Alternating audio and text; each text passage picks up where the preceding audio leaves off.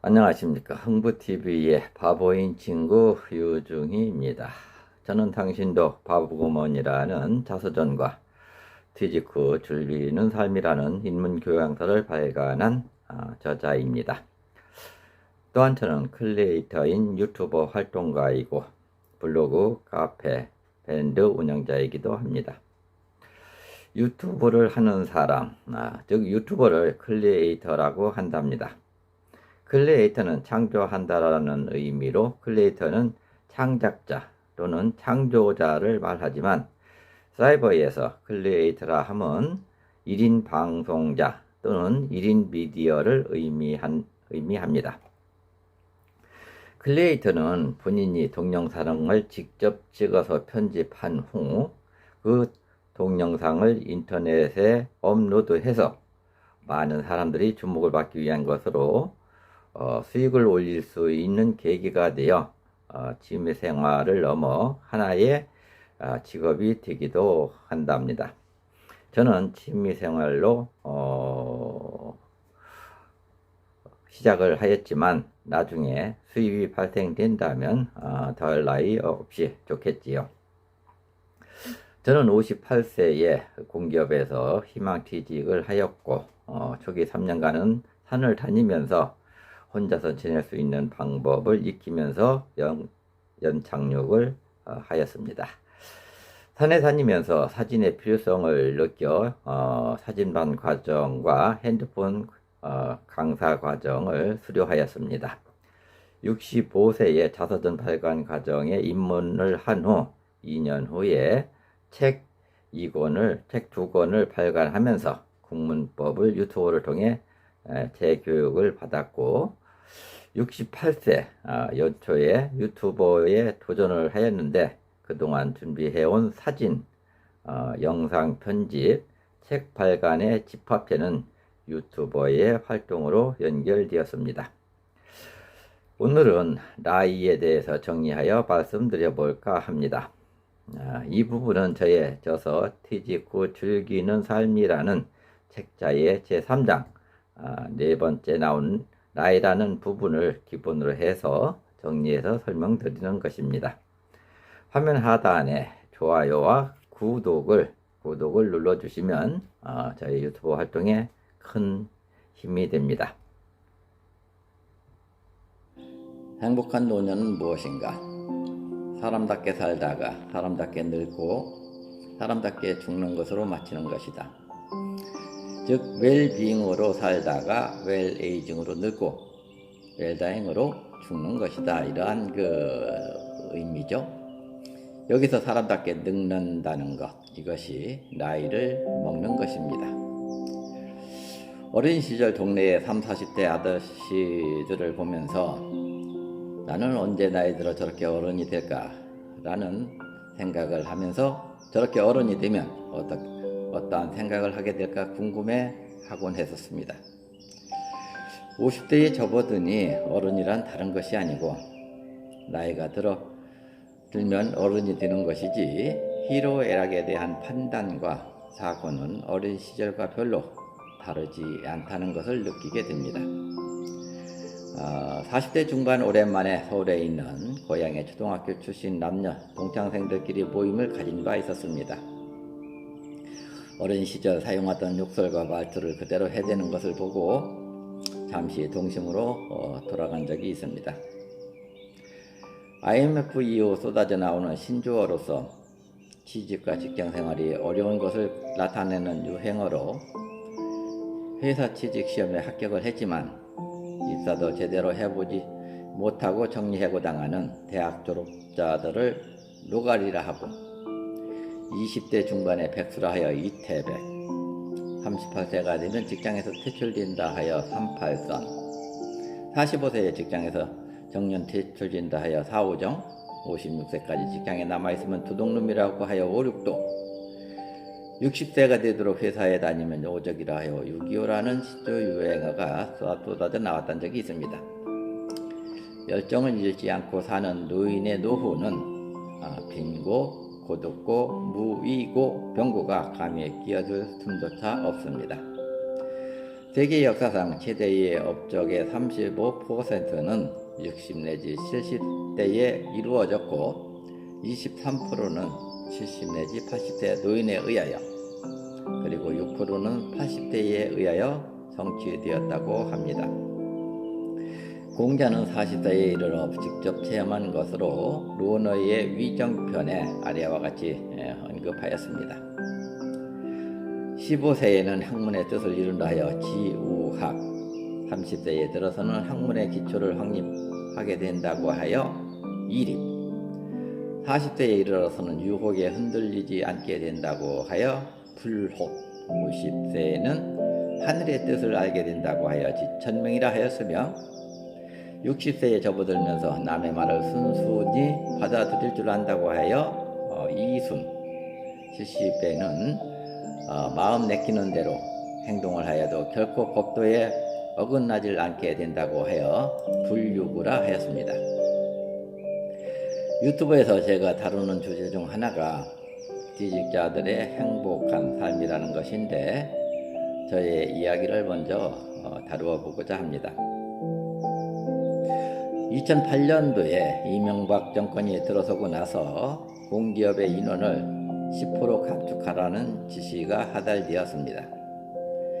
민주복지국가에서는 있을 수 없는 일이었으나 모든 공기업이 앞다투어 이를 실천에 옮겼고 제가 속해 있던 공기업도 예외일 수 없었습니다. 저는 그 당시 공기업에 다니고 있었습니다. 퇴직 1순위자는 단연 퇴직을 얼마 남겨놓지 않은 상황에서 가까운 사람이 해당되었는데 저 같은 경우는 58세에 자의 반 타의 반으로 희망퇴직을 하지 않을 수 없었습니다. 퇴직 이유에 대해 아무런 대책을 세우지 않고 직장을 나왔기에 초기 3년간은 무조건 김밥을 싸들고 산속으로 들어갔습니다. 2년은 제주 한라산에서 1년은 북한산과 도봉산에서 보냈습니다. 이후 거지지 인근에 새로 들어서는 복지관이 있기에 찾아가 봉사활동을 시작하였고 그곳에서 취미활동과 새로운 배우기를 게을리하지 않았습니다.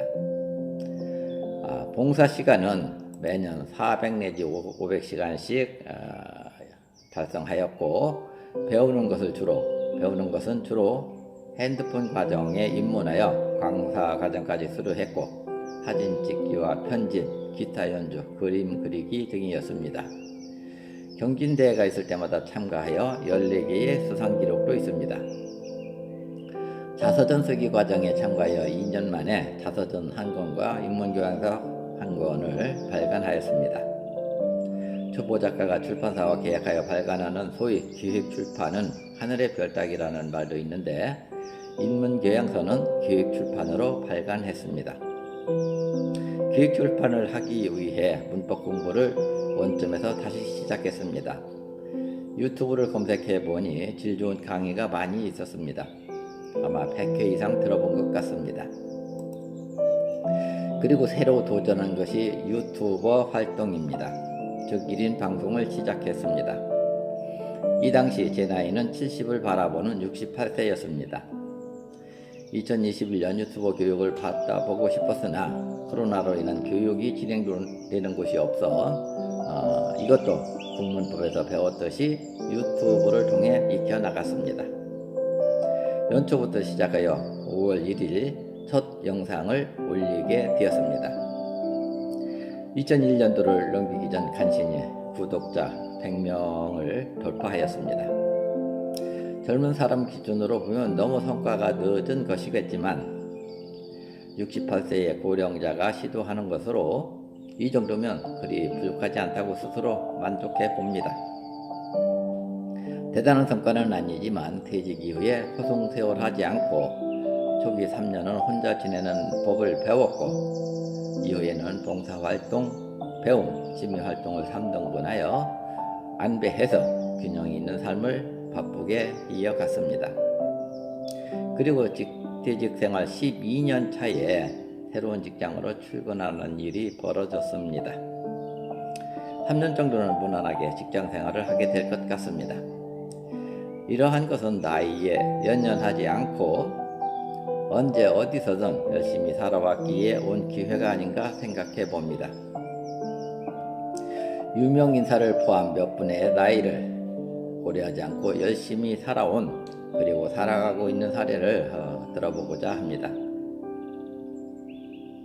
루소가 말하기를 10세에는 과자에, 20세에는 인연에, 30세에는 쾌락에, 40세에는 야심에, 50세에는 탐욕에 움직인다고 하며 인간은 어느 때가 되어야 영지만을 쫓게 될까라고 질문을 던졌습니다. 아이젠하워는 나이를 먹어감에 따라 급한 것부터 먼저 하라는 옛 속담에 진리가 담겨 있다는 것을 깊이 깨닫게 되었습니다.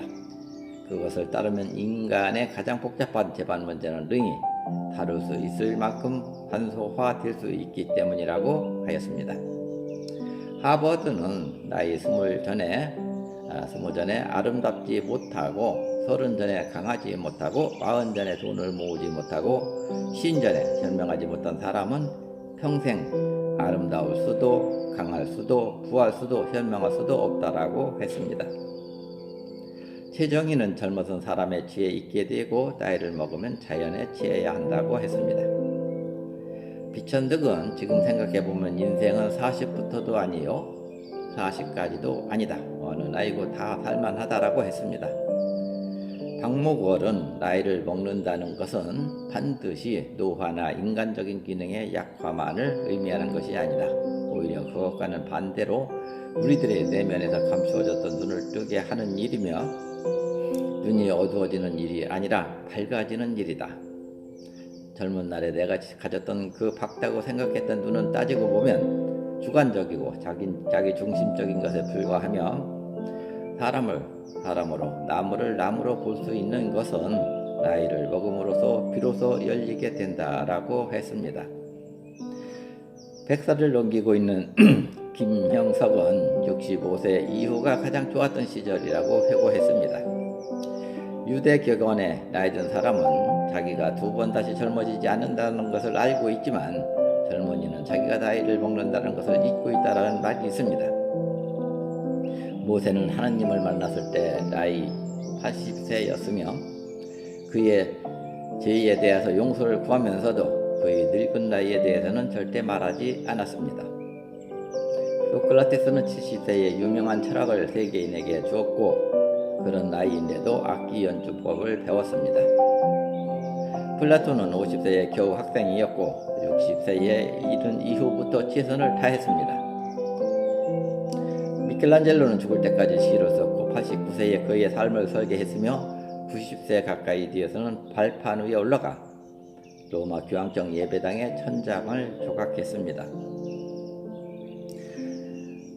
페트라르카는 70세에서 80세 사이에 라틴어 공부를 시작했습니다. 루도비코는 115세에 그의 자서전을 썼습니다.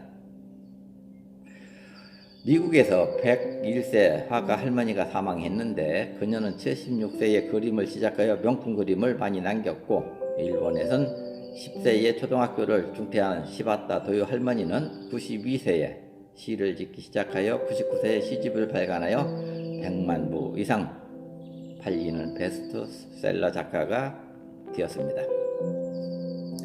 2005년 일부 신문기사 및 방송사에서 이러한 내용이 소개된다 있습니다. 충북옥정군 동이면 평산리 당시 85세였던 이종학공이 태양광 발전소를 설립하여 한전의 전력을 팔아 매월 말 꼬박꼬박 전력값을 송금받는다는 기사였습니다. 30년 전 철도 공무원을 취직하고 낙향해 2만여 평의 밤나무 농장을 개간한 그는 82세인 나이에 농사에 필요한 전력을 바람과 빛 등을 자연 환경에서 얻고자 대체 에너지 연구에 뛰어들었다가 성공한 이야기입니다. 초등학교 출신인 홍순혁 옹 78세였는데요. 1990년 63세에 빌라 수위로 근무하면서 보일러 취급기능사 2급에 도전하여 15년 만인 78세에 도전 30수 만에 합격했습니다. 그는 우리나라 자격자 응시자 200만여 명 중 최고령 합격생이었습니다. 그는 시험 보는 것도 좋았고 떨어져도 좋았어. 90세가 되기 전까지 또 무엇을 공부할지 고민 중이었습니다. 중이야 라고 말했습니다. 그에겐 29번의 실패가 결코 고행이 아니었습니다. 아무리 IMF를 거쳤고 코로나로 인한 중장년에 접어든 사람들이 사회생활하기에 어렵다 하더라도 나이가 걸림돌이라 생각하지 말고 삶의 기간이 늘어가는 시기에 나이 탓만 하면서 움츠러들지 말고 용기와 희망을 품고 살아가자는 의미에서 이 내용을 정리하며 이는 저 자신에게 던지는 주문이기도 합니다. 이상 오늘은 나이에 대해서 정리해 보았습니다. 여러분의 좋아요와 구독은 저의 고품격 유튜브 활동에 많은 도움이 됩니다. 꾹꾹 눌러주시기 바랍니다. 댓글은 제가 소통하고 공부하는 원동력이 되어 환영합니다. 감사합니다.